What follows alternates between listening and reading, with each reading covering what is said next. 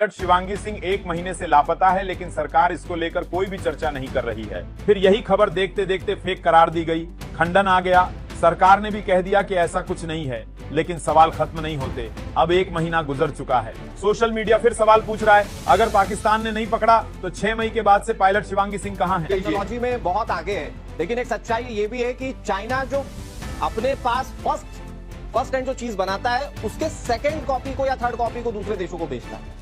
तो जो पाकिस्तान के पास जाएगा, क्या वाकई वो जेन्युइन चीज होगी?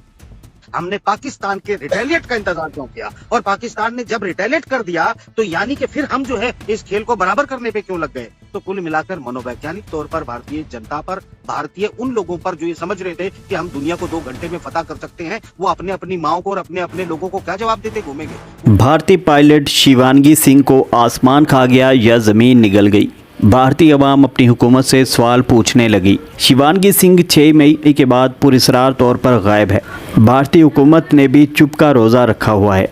अब इस पर सवाल उठना शुरू हो चुके हैं। भारतीय मीडिया इस बारे में क्या कह रहा है, देखें वीडियो को लाइक और हमारे चैनल को सब्सक्राइब कीजिए। टेक्नोलॉजी में बहुत आगे है, लेकिन एक सच्चाई ये भी है कि चाइना जो अपने पास फर्स्ट हैंड जो चीज बनाता है, उसके सेकंड कॉपी को या थर्ड कॉपी को दूसरे देशों को बेचता है।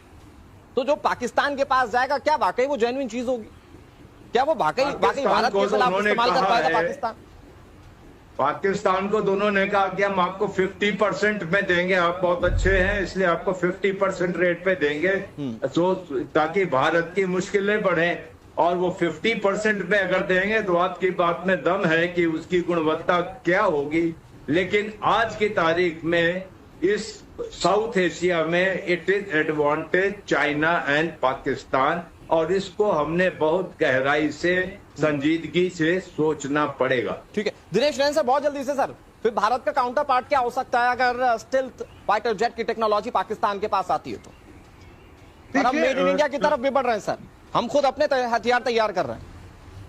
देखिए, जैसे कि आपको पता है कि जब डोनाल्ड ट्रंप प्रेसिडेंट बने तो प्राइम मिनिस्टर हमारे जो है नरेंद्र मोदी वहां गए थे, और डोनाल्ड ट्रंप ने अपनी तरफ से F-35 का ऑफर उनको दिया था। परंतु उसके बाद जियोपॉलिटिकली कुछ चीज ऐसी हुई जिसके लिए कि हमने जो है रफाल के लिए, वो भी अपने एयरक्राफ्ट कैरियर के लिए फ्रांस को ऑर्डर दे दिए थे, बाद में वो भी कैंसिल हुए।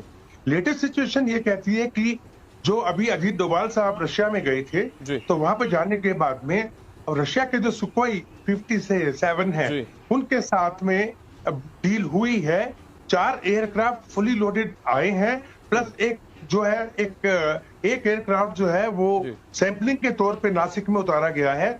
और प्लानिंग ये है कि जो इनकी असेंबलिंग है, भारत स्ट्रेटेजी के साथ आगे बढ़ रहा है। मैं एक बार फिर से आपका रुख करूं भारत से बातचीत के लिए। शिवांगी सिंह 1 महीने से लापता है, लेकिन सरकार इसको लेकर कोई भी चर्चा नहीं कर रही है। क्या है पूरा मामला, इस वीडियो में जानने की। दोस्तों, ऑपरेशन सिंदूर के दौरान एक खबर तैरने लगी थी। कहा गया कि पाकिस्तान ने भारतीय वायुसेना की पायलट शिवांगी सिंह को पकड़ लिया है। फिर यही खबर देखते देखते फेक करार दी गई, खंडन आ गया, सरकार ने भी कह दिया कि ऐसा कुछ नहीं है, लेकिन सवाल खत्म नहीं होते। अब 1 महीना गुजर चुका है। सोशल मीडिया फिर सवाल पूछ रहा है, अगर पाकिस्तान ने नहीं पकड़ा तो 6 मई के बाद से पायलट शिवांगी सिंह कहां हैं?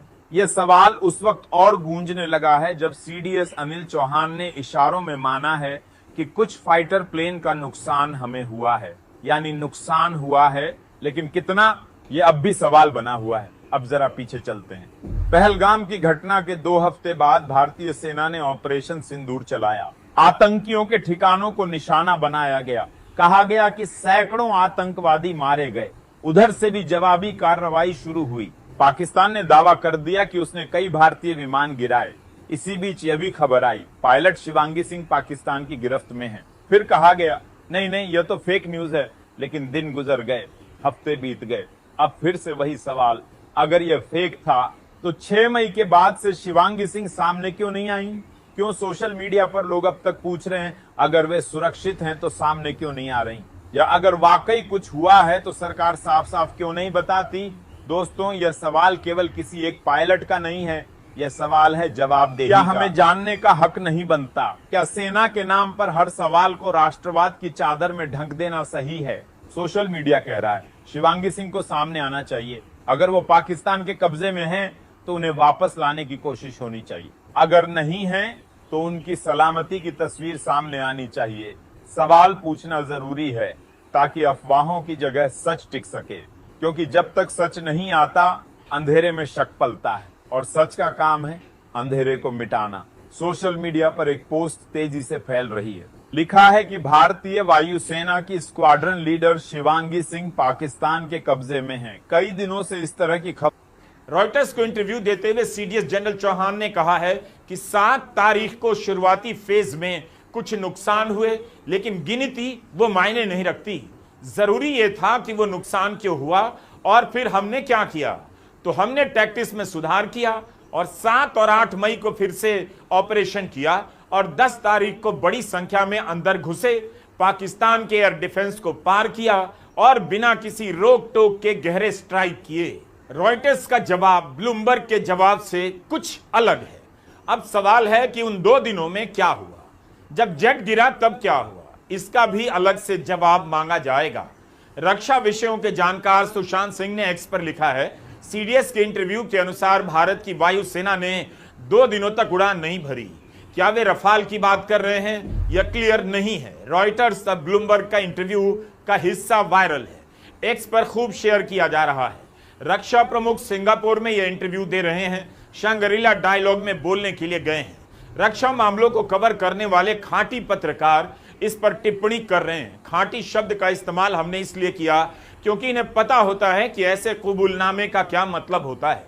द हिंदू की पत्रकार सुहासिनी हैदर ने एक्स पर लिखा है कि सीडीएस कहते हैं कि सेना के लिए यह देखना महत्वपूर्ण था क्यों भारत का जेट गिरा है। सरकार के लिए अब जरूरी हो जाता है कि वह ज्यादा सूचनाओं को साझा करे और ट्रोल के लिए जरूरी हो जाता है कि इसकी रिपोर्टिंग करने वाले पत्रकारों को टारगेट करना बंद करे।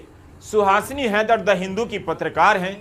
इसी अखबार की पत्रकार विजेता सिंह ने ऑपरेशन सिंदूर की अगली सुबह 8 मई को विमानों के मलबे की एक तस्वीर साझा की, लेकिन उन पर सब टूट पड़े। विजेता सिंह ने उन तस्वीरों को डिलीट कर दिया। ट्रोल विजेता सिंह पर इस तरह से टूट पड़े कि बहुत सारे पत्रकार इस खबर से पीछे हट गए। यहां तक कि द हिंदू अखबार ने खेद जता दिया और रिपोर्ट ही डिलीट कर डाली। द हिंदू ने लिखा कि ऑपरेशन सिंदूर में शामिल भारतीय विमान के बारे में हमने अपना पहला पोस्ट डिलीट कर दिया है। भारत की तरफ से इसकी कोई आधिकारिक सूचना नहीं दी गई है, इसलिए हमने अपने प्लेटफॉर्म से हटा दिया। हमें अफसोस है कि पाठकों को इसे लेकर भ्रम हुआ होगा। हिंदू ने एक तरह से माफी मांग ली। अपनी रिपोर्टर की रिपोर्ट से पीछे हट गया अखबार। कितना टफ है इस समय में रिपोर्टर होना। जब विजेता सिंह को ट्रोल किया गया तब उन पत्रकारों ने भी कुछ नहीं कहा जो उनका इंटरव्यू करके अपने चैनल का टाइम भरते हैं। अब जब चीफ ऑफ डिफेंस स्टाफ ने स्वीकार कर लिया है कि जेट विमान गिरा है, तब हिंदू अखबार क्या करेगा? क्या सही खबर के लिए माफी मांगने पर माफी मांगेगा? यह भी एक रिकॉर्ड होगा, सही खबर छाप कर भी माफी मांगने का रिकॉर्ड। हम एक बार फिर से बता दें कि भारत का कितना जेट विमान गिरा है, इस बारे में सीडीएस जनरल अनिल चौहान ने कुछ नहीं कहा। बल्कि जब पूछा गया कि पाकिस्तान का दावा है कि भारत के 6 विमानों को गिराया गया, तो उन्होंने इसे पूरी तरह गलत बताया, यानी 6 विमान गिराए जाने की बात नकार दी। लेकिन नंबर महत्वपूर्ण नहीं है, रॉयटर्स को कहते हैं। तो क्या यह माना जाए कि उन्होंने संख्या के बारे में अभी भी निश्चित तौर पर या अंतिम तौर पर कुछ नहीं कहा? नंबर महत्वपूर्ण नहीं हो सकता है, लेकिन नंबर तो हो सकता है, 1, 2 या 3 या कुछ भी। उसे महत्वपूर्ण ना माना जाए, लेकिन विमान की संख्या बतानी तो चाहिए। उन्होंने नंबर क्यों नहीं बताया? संख्या को लेकर भी ऑपरेशन सिंदूर के बाद से सवाल उठे हैं। सीडीएस जनरल चौहान ने यह नहीं कहा कि 6 विमान गिरे हैं, इसे तो उन्होंने पूरी तरह गलत बता दिया।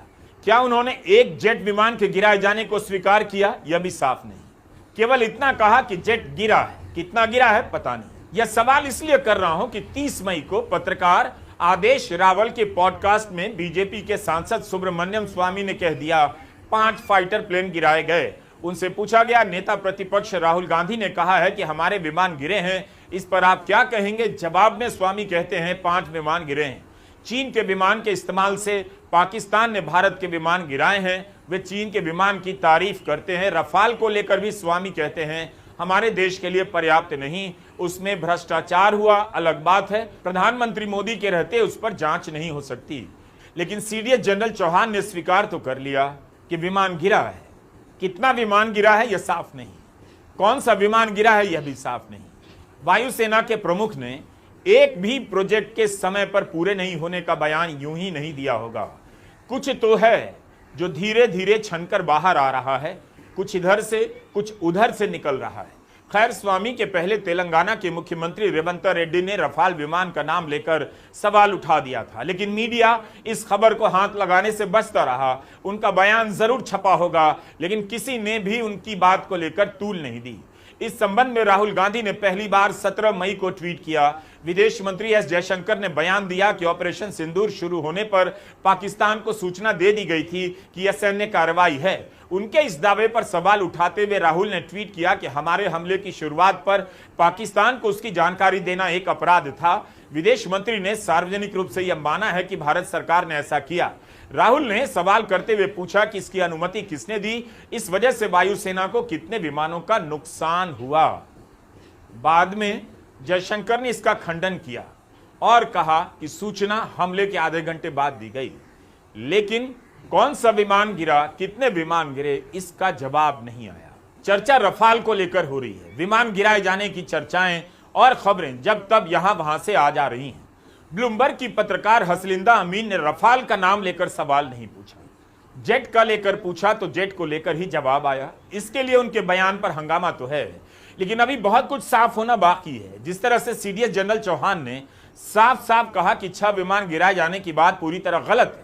अगर रफाल को लेकर सवाल पूछा जाता तब पता चलता कि वे रफाल के गिराए जाने की बात स्वीकार करते हैं या नहीं। पश्चिम मीडिया की इस खबर में दिलचस्पी रफाल के कारण लग रही थी। वह इसकी तुलना चीन के विमान की क्षमता से कर रहा था। अगर रफाल नहीं होता तो क्या पश्चिम का मीडिया इसकी रिपोर्टिंग में इतनी दिलचस्पी लेता, यह भी एक सवाल है। उसने अपने विश्लेषणों में लिखना शुरू कर दिया। भारत और पाकिस्तान के बीच चल रहा टकराव अमेरिका और चीन के बीच होने वाले टकराव का परीक्षण जैसा है। इसे 2 परमाणु देशों के बीच अब तक के सबसे गंभीर वायु टकराव के रूप में देखा जा रहा है। पश्चिमी मीडिया ने लिखना शुरू कर दिया कि दुनिया भर के विदेश मामलों के जानकार इस बात को मान रहे हैं कि एक समय आएगा जब अमेरिका और चीन ताइवान के मुद्दे पर एक दूसरे के आमने सामने हो सकते हैं। भारत और पाकिस्तान के टकराव ने चीन की रक्षा प्रणाली और तकनीक को अमेरिका के सामने उजागर कर दिया है। ब्लूमबर्ग के इस इंटरव्यू के बाद कांग्रेस महासचिव की प्रतिक्रिया भी ध्यान से देखनी चाहिए। उन्होंने सीधे सीधे जांच की बात नहीं की, बल्कि एक पुरानी घटना और रिपोर्ट का हवाला दिया।